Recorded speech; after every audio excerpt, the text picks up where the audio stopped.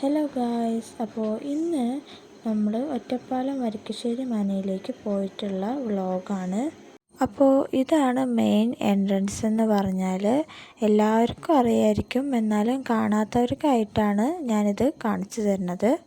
എടുക്കാൻ പറ്റുന്ന വീഡിയോസൊക്കെ ഞാൻ എടുത്തിട്ടുണ്ട്. അപ്പോൾ ഇതെന്ന് പറഞ്ഞാൽ ഒരു പണ്ടത്തെ ഒരു അടുക്കളയാണ് ഇവിടുത്തെ. ഇപ്പോൾ ഇങ്ങനത്തെ അടുക്കളകളൊക്കെ അപൂർവം മാത്രമാണ്. ഞങ്ങൾ ഇതിങ്ങനെ കാണുമ്പോൾ ഉമ്മയും ഉപ്പയും ഒക്കെ ഓരോ സ്റ്റോറീസൊക്കെ ഇങ്ങനെ പറഞ്ഞു തരുന്നുണ്ടായിരുന്നു. ഒരു പീസ്ഫുള്ളായിട്ടുള്ള ഒരു കിച്ചണായിട്ടാണ് എനിക്ക് തോന്നിയത്. പിന്നെ അതിൻ്റെ സൈഡിലായിട്ട് ഈ കാണുന്ന ഒരു കിച്ചണും കൂടി ഉണ്ടായിരുന്നു. ഇതിൽ നമുക്ക് സാധനങ്ങളൊക്കെ വെക്കാൻ ഷെൽഫൊക്കെ ഉണ്ടായിരുന്നു.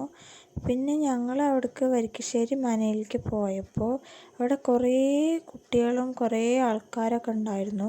അപ്പോൾ ഇതൊരു റൂമാണ്. ഇവിടുത്തെ റൂമിൻ്റെ ഒക്കെ പ്രത്യേകത നല്ല സ്പേഷ്യസ് ആയിട്ടുള്ള റൂമുകളാണ്. പിന്നെ ഇത് മറ്റൊരു റൂമാണ്. ഇതിൻ്റെ മുകളിൽ കാണുന്നത് നമുക്ക് ഈ സാധനങ്ങളൊക്കെ വെക്കാൻ വേണ്ടിയിട്ട് ഒരു ഷെൽഫ് പോലത്തെ ഒരു സംഭവമാണത്. ആ റൂമിൽ നിന്ന് നമ്മൾ നേരെ ഇറങ്ങുമ്പോൾ നമ്മൾ മെയിൻ എൻട്രൻസിൻ്റെ സൈഡിലേക്കാണ് വരിക. അവിടെ ഒരു പണ്ടത്തെ ചാരുകസേരയൊക്കെ ഉണ്ടായിരുന്നു. പിന്നെ ഇത് അവിടുത്തെ നടുമുറ്റായിരുന്നു. ഞങ്ങൾ ഇവിടുന്ന് കുറേ ഫോട്ടോസും വീഡിയോസും ഒക്കെ എടുത്തിട്ടുണ്ടായിരുന്നു. പിന്നെ അവിടുത്തെ ഓരോ ഡോറുകളും നല്ല ഉറപ്പുള്ള മരത്തിൻ്റെ ഡോറുകളായിരുന്നു. നല്ല ഭംഗിയുണ്ടായിരുന്നു അതൊക്കെ കാണാൻ. പിന്നെ ഇതെന്ന് പറഞ്ഞാൽ ഒരു സ്റ്റെയർ കേസാണ്, പക്ഷെ അതിന് ഡോറുണ്ടായിരുന്നു, അത് ലോക്കായിരുന്നു. പിന്നെ ഇതാണ് ഞാൻ പറഞ്ഞത് ആ എൻട്രൻസിൻ്റെ അവിടെയുള്ള ചാരു കസേരയാണ്. പിന്നെ ഇതാണ് ആ എൻട്രൻസിൻ്റെ സൈഡ് ഭാഗം. നല്ല ഭംഗിയുണ്ടായിരുന്നു ഈ ഒരു വീട് കാണാൻ. പിന്നെ ഇത് ആ വീടിൻ്റെ പുറകുവശമായിരുന്നു. ഇവിടെയാണ് രാപ്പകൽ മൂവിയിൽ നമ്മുടെ ആനേനെ കുളിപ്പിച്ചിട്ടുണ്ടായിരുന്നത്. പിന്നെ അതിൻ്റെ സൈഡിലായിട്ടൊരു ടീ ഷോപ്പും കൂടി ഉണ്ടായിരുന്നു. നല്ല അടിപൊളി പീസ്ഫുള്ളായിട്ടുള്ള ടീ ഷോപ്പായിരുന്നു. അപ്പോൾ ഇങ്ങനെയാണ് ആ ടീ ഷോപ്പിൻ്റെ ഉൾഭാഗം വരുന്നത്. വുഡിൻ്റെ ടേബിളും ബെഞ്ചും ഒക്കെ ആയിരുന്നു. ഞങ്ങൾ അവിടുന്ന് ചായയും സ്നാക്സൊക്കെ കഴിച്ചിട്ടുണ്ടായിരുന്നു. ഇതൊരു വലിയ ഗ്രൗണ്ടാണ്.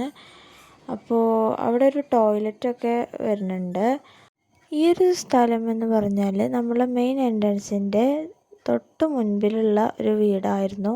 പക്ഷേ ഈ ഒരു വീട് ലോക്ക്ഡ് ആയിരുന്നു, അത് ഓപ്പൺ ചെയ്തിട്ടുണ്ടായിരുന്നില്ല.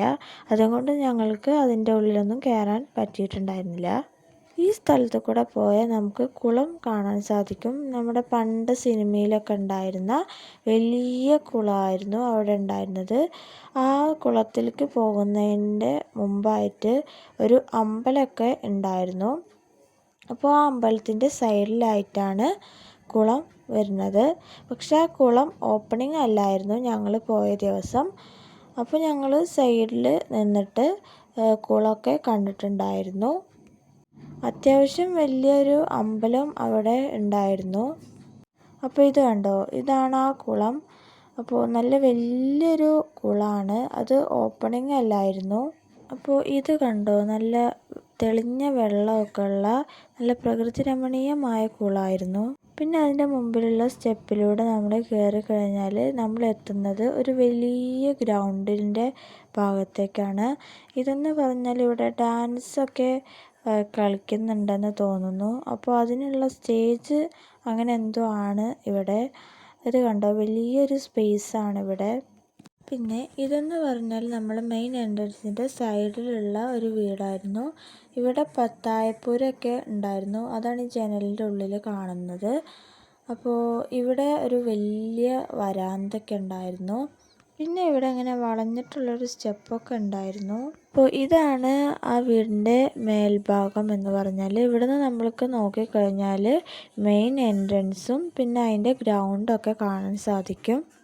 പിന്നെ നമ്മൾ അവിടുന്ന് ഇറങ്ങി സൂപ്പർ മാർക്കറ്റിലേക്ക് പോയിട്ടുണ്ടായിരുന്നു കുറച്ച് സാധനങ്ങളൊക്കെ വാങ്ങാൻ.